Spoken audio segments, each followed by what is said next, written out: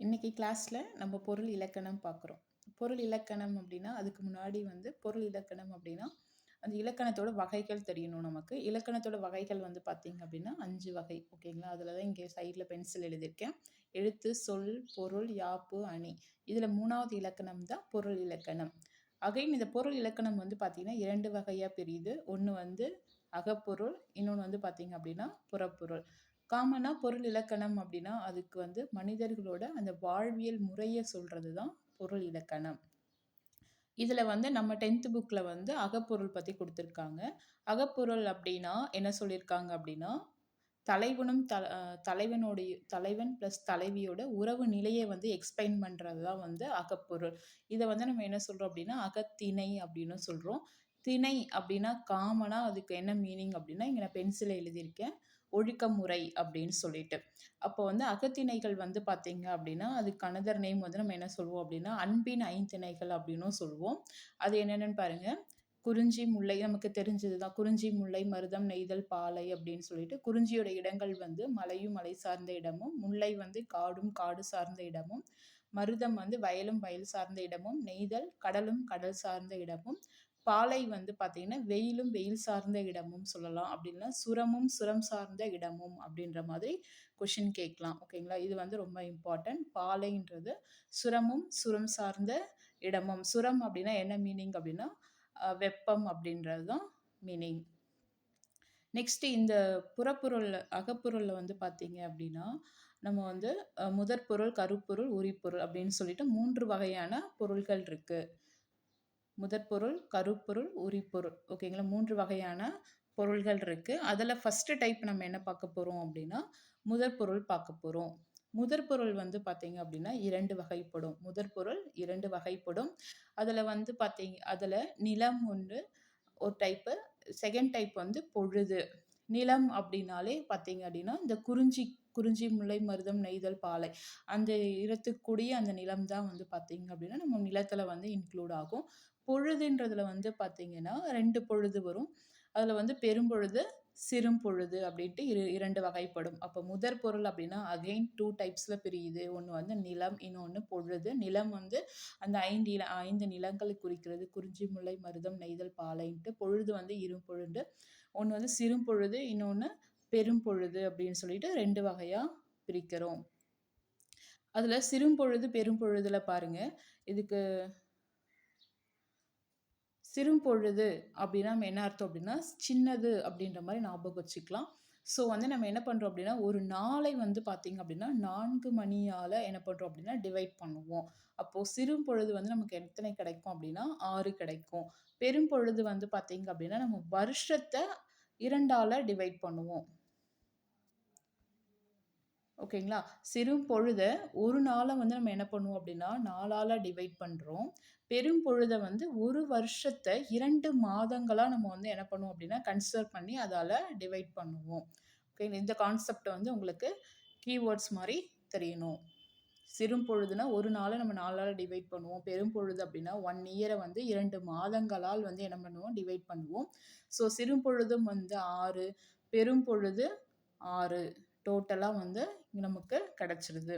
இந்த ஆர்டர் உங்களுக்கு தெரியணும் அப்படின்னா நீங்கள் எப்படி ஞாபகம் வச்சுக்கலாம் அப்படின்னா, நான் எனக்கு ஒரு ஷார்ட்கட் வச்சுருப்பேன். அதை நான் சொல்கிறேன். உங்களுக்கு புரிஞ்சா ஓகே. காலையில் இந்த பெரும்பொழுது பாருங்க. காலையில் காரில் போகும் பொழுது குளிரும். அது ஏன் குளிருது அப்படின்னா, முன்னாடியும்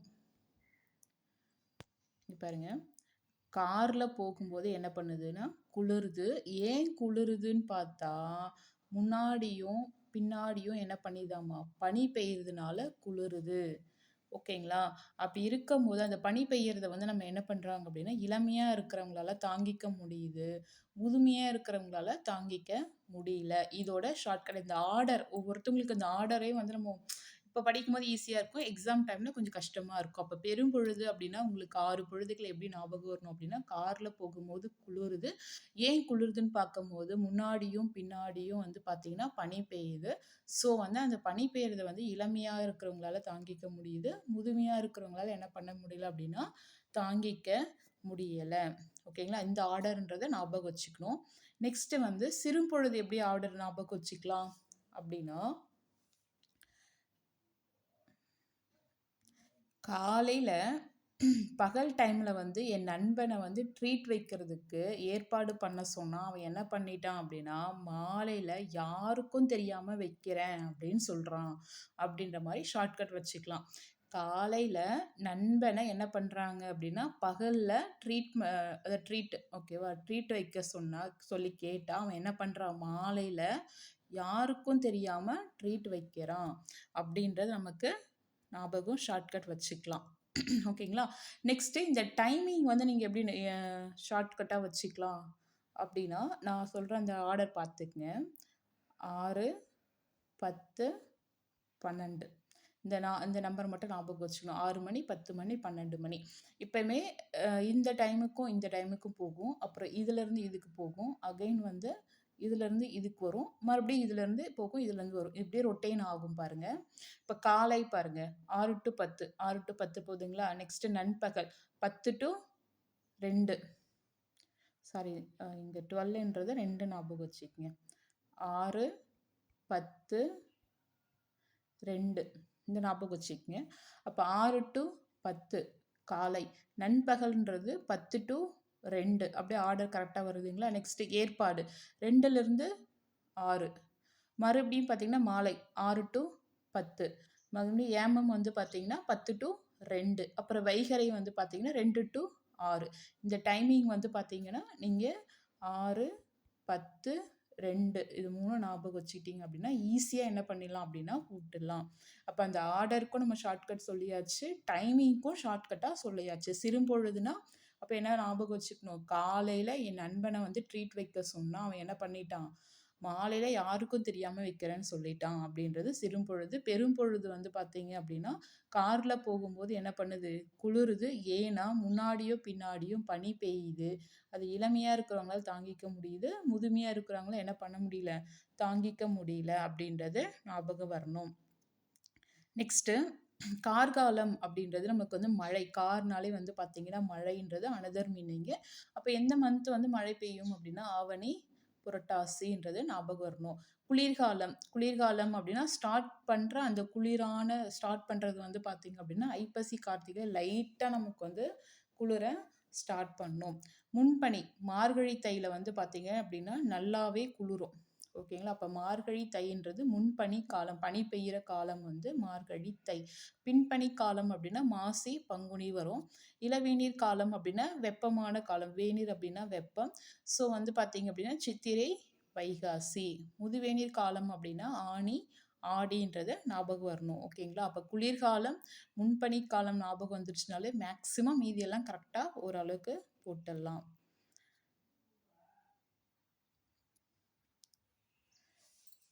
நெக்ஸ்ட்டு திணையும் பொழுதும்.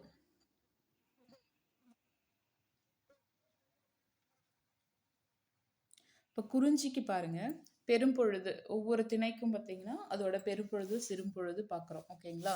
அதில் பெரும்பொழுது, சிறும்பொழுதுல பாருங்க, குறிஞ்சிக்கு வந்து என்ன வருது அப்படின்னா குளிரும் முன்பனியும் வருது. இந்த 6 பெரும்பொழுது 6 சிறும்பொழுதும் பார்த்தீங்களா, அதில் வந்து எதுக்கு எதுன்றது நம்ம வந்து பார்க்குறோம்.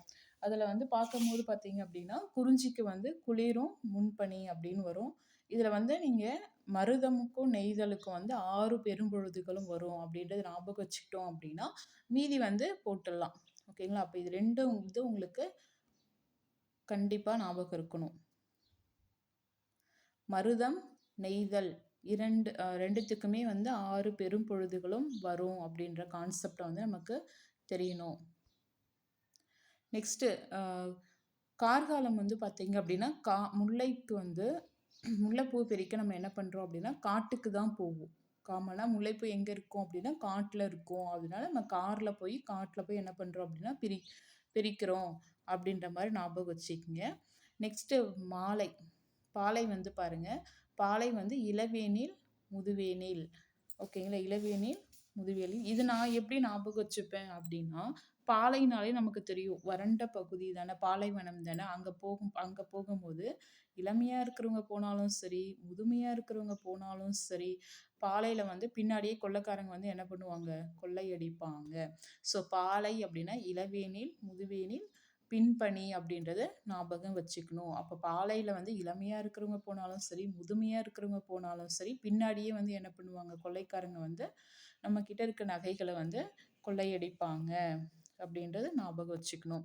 அப்ப மருதம் நெய்தல் அப்படின்னா 6 பெரும்பொழுதுகளும், முல்லைன்னா காட்டுல போயிட்டு நம்ம என்ன பண்றோம்? கார்ல போய் முல்லைப்பூ பறிக்கிறோம். பாலை அப்படின்னா இளவேனில், முதுவேனில், பின்னாடியே வந்து என்ன பண்ணுவாங்க? கொள்ளைக்காரர்கள் வந்து நகைய வந்து திருடுவாங்க அப்படின்றத ஞாபகம் வச்சுக்கணும்.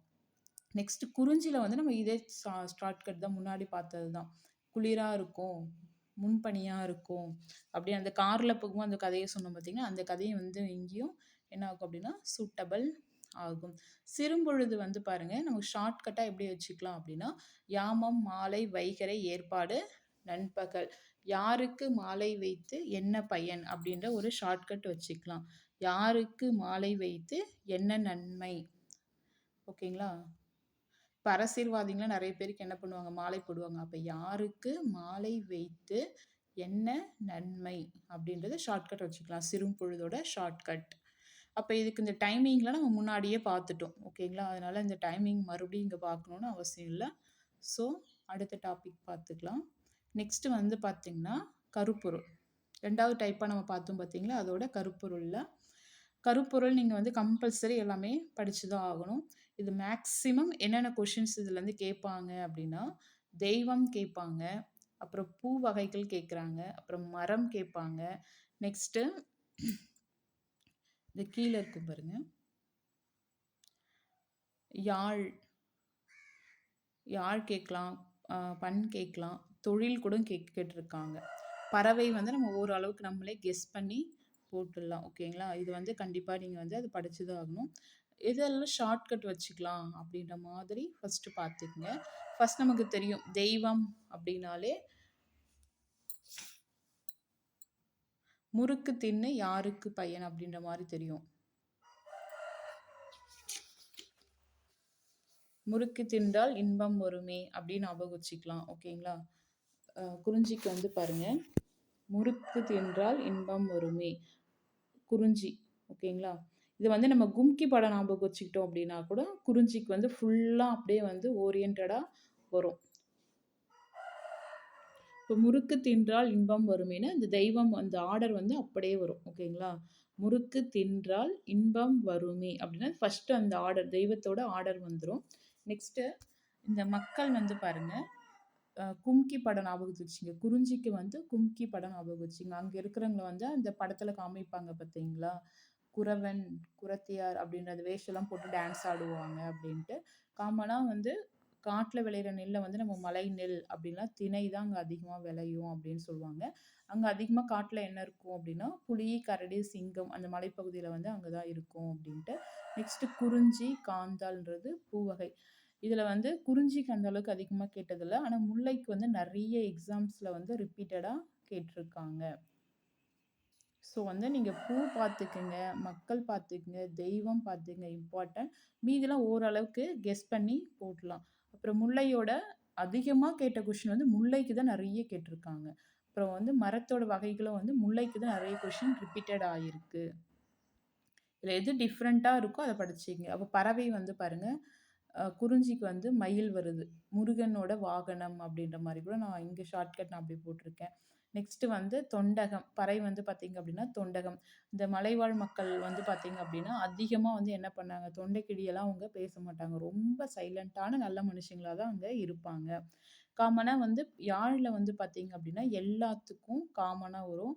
ஆனால் இங்கே மட்டும் பாருங்க அப்படின்னா விலரி யாழ்னு வருது. அப்போ டிஃப்ரென்ஸாக என்ன இருக்கோ அதை மட்டும் பார்த்துக்குங்க. அப்போ நெய்தலுக்கு வந்து விலரி யாழ் அப்படின்றது நமக்கு தெரியணும். நெக்ஸ்ட்டு பண் எல்லாமே வந்து பார்த்தீங்க அப்படின்னா ஓரளவுக்கு சேமாக வரும். இங்கே 2 பண் மட்டும் டிஃப்ரெண்ட்டாக இருக்குது. அப்போ அதை பார்த்துக்கணும்.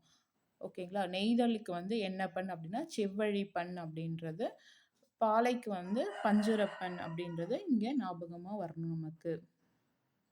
இங்கே பறை வந்து பார்த்தீங்கன்னா நமக்கு மீன் கோட், நெய்தல்னாலே மீன் தானே, அங்கே அப்போ மீன் கோட்பாறை. இங்க வந்து துடி அப்படின்றது இங்க ஞாபகம் வரணும் நமக்கு. நெக்ஸ்ட் தொழில். தொழில் பாருங்க. குறிஞ்சி அப்படின்னாலே வந்து பார்த்தீங்கன்னா, நமக்கு அது தெரிஞ்ச இடம் தான். அது மேக்ஸிமம் வந்து பார்த்தீங்கன்னா, அங்க என்ன எடுப்பாங்க அப்படின்னா, தேன் எடுத்தல், கிழங்கு அகழ்தல் எல்லாமே வந்து அங்க அதிகமா செய்வாங்க. அந்த குறிஞ்சி அந்த காட்டுல. நெக்ஸ்ட் இங்க மருதம் அப்படின்னாலே உழவு நிலத்தை சார்ந்தது. அப்ப அங்க என்ன பண்ணுவாங்க? ஏறு தழுவுதல், நிரை, மேய்த்தல், ஆட்டு மேய்க்கிறது சம்திங் அதெல்லாம் பண்றாங்க. அதுக்கப்புறம் வந்து என்னது நிறைனாலே அந்த மாட்ட வந்து இது பண்றது. ஓகேங்களா? நெக்ஸ்ட் இங்க நெல்லரித்தல். நெல் அரிக்கிறது. ஓகேவா? மேக்ஸிமம் இந்த முல்லையும், மருதமும் ஓரியன்டடா வந்து நம்ம விவசாயம் ஓரியன்டடாவே வரும். அப்ப நெல்லரிதல் அப்படின்னாலே இங்க மருத நெல் வருதுல்ல, அப்போ நெல்லரித்தல் அங்க வருது. களை பறித்தல். இது 2மே வந்து மருதன் நெல் அப்படின்ற மாரி ஞாபகம் வச்சுட்டீங்க அப்படின்னா, நெல்லு பயிரிடும்போது என்ன பண்ணுவாங்க? நெல் அரிக்கிறாங்க. நெல் பயிர்ல களைய எடுக்குறாங்க அப்படின்ட்டு.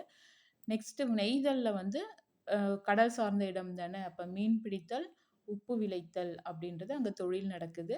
பாலைவனம். பாலைவனம்னாலே அங்க யாருமே இருக்க மாட்டாங்க. அப்ப மேக்ஸிமம் வந்து பார்த்தீங்கன்னா, வழிப்பறி செய்றது, நிறை கவர்தல். அதாவது அந்த மாட்ட போயிட்டு வழிப்பறை செஞ்சு எடுக்கிறது. அதுதான் இங்க வந்து தொழிலா இருக்கு. ஓகேவா? இதுல வந்து மேக்ஸிமம் நீங்க அதிகமா பார்த்துக்கிறது பார்த்தீங்கன்னா, முல்லைக்கு நெறைய கொஸ்டின் ரிப்பீட்டடா இருக்கு. முல்லை பார்த்துக்கங்க. மீதி எல்லாத்துக்கும் பூ, மரம், பறவை, தொழிலு, அதுக்கப்புறம் தெய்வம் பார்த்துக்குங்க. அப்புறம் பறையில வந்து டிஃப்ரெண்ட்டா இருக்கிறது, யாழ்லயும் டிஃப்ரெண்ட்டா இருக்கிறது, பண்ணுலயும் டிஃப்ரெண்ட்டா என்ன இருக்கு அப்படின்றத பார்த்துக்குங்க. நெக்ஸ்ட் 3 டைப் வந்து பார்த்தீங்க அப்படின்னா, இதுல வந்து உரிப்பொருள் பார்க்குறோம். உரிப்பொருள் வந்து ஒவ்வொரு திணைக்கும் என்ன உரிப்பொருள் அப்படின்ட்டு. உரிப்பொருள் அப்படின்னாலே தலைவன், தலைவி வந்து இருக்கிறது தான். காமனா அவங்க எப்படி மீட் பண்றாங்க, அவங்களுக்குள்ள என்ன நடக்குது அப்படின்றத எக்ஸ்பிளைன் பண்றது தான் உரிப்பொருள். அதில் ஃபஸ்ட்டு குறிஞ்சி. புணர்தலும் புணர்தல் நிமித்தமும் அப்படின்னு சொல்லியிருப்பாங்க. அது மீன்ஸ் வந்து ஃபஸ்ட்டு தலைவன் வந்து தலைவியை வந்து பார்க்குறது. ஓகேங்களா? சந்தித்தல். நெக்ஸ்ட்டு முல்லை அப்படின்னா இருத்தல், அதாவது இருத்தல்னா காத்திருத்தல். இருத்தலும் இருத்தல் நிமித்தமும் அப்படின்னா, இதில் வந்து என்ன சொல்லியிருப்பாங்கன்னா, முல்லைப்பூவை வச்சுக்கிட்டு அந்த தலைவி வந்து தலைவனுக்காக காத்திருப்பாங்க அப்படின்ற மாதிரி மீனிங். ஓகேங்களா? நெக்ஸ்ட்டு மருதம். மருதம் அப்படின்னா திருமணம் செய்கிறது. ஓகேங்களா? திருமணம் செஞ்சு அவங்க இல்வாழ்க்கையில வந்து ஈடுபடுறது அப்படின்ற மாதிரி சொல்லியிருப்பாங்க. அப்போ ஊடலும் ஊடல் நிமித்தமும் அப்படின்னு சொல்லியிருப்பாங்க. நெக்ஸ்ட்டு வந்து நெய்தல். நெய்தல்ல இரங்கலும் இரங்கல் நிமித்தமும் அப்படின்னா வருந்துதல். தலைவன் வந்து பார்த்தீங்க அப்படின்னா பொருள் ஈட்டுறதுக்காக வெளிநாட்டுக்கு போயிருப்பாங்க. ஸோ தலைவி வந்து அந்த கடல் நோக்கி வருந்தி தலைவன் வந்து எப்போ வருவான் அப்படின்ற மாதிரி வெயிட் பண்ணியிருப்பாங்க அப்படின்னு சொல்லிட்டு பாலை. பாலை வந்து பார்த்தீங்கன்னா பிரிஞ்சு இருக்கிறது. இதில் வந்து 2 டைப்பாகவும் சொல்லியிருப்பாங்க. தலைவன் வந்து தலைவியை பிரிஞ்சு போகிறதும் சொல்லுவாங்க. அப்படிலாம் 2 பேரும் சண்டை போட்டுட்டு பிரிஞ்சு இருப்பாங்க. தற்காலிக பிரிதல் அப்படின்ற மாதிரி இங்கே மீன் பண்ணியிருப்பாங்க. ஸோ குறிஞ்சி அப்படின்னா புணர்தலும் புணர்தல் நிமித்தமும், தலைவன் வந்து தலைவியை காணுதல். முல்லை அப்படின்னா இருத்தலும் இருத்தல் நிமித்தமும், தலைவி வந்து முல்லைப்பூ வச்சுட்டு தலைவனுக்காக வெயிட் பண்ணுவாங்க. மருதம் அப்படின்னா 2 பேரும் வந்து திருமணம் செய்தல். நெய்தல் அப்படின்னா தலைவன் வந்து பொருள் ஈட்டுறதுக்காக வெளிநாட்டுக்கு சென்றிருப்பாங்க. அதை நோக்கி தலைவி வந்து கடலை நோக்கி வெயிட் பண்ணிட்டு இருப்பாங்க. பாலை அப்படின்னா தற்காலிகமாக பிரிஞ்சிருக்கிறாங்க அவங்க 2 பேரும். ஓகேங்களா? இதுதான் வந்து பார்த்தீங்கன்னா நம்மளோட அகப்பொருளோட ஃபுல்லா முடிஞ்சிருச்சு. இது ஸோ இம்பார்ட்டன்ட். இதுலேருந்து அடிக்கடி கொஷின் கேட்குறாங்க.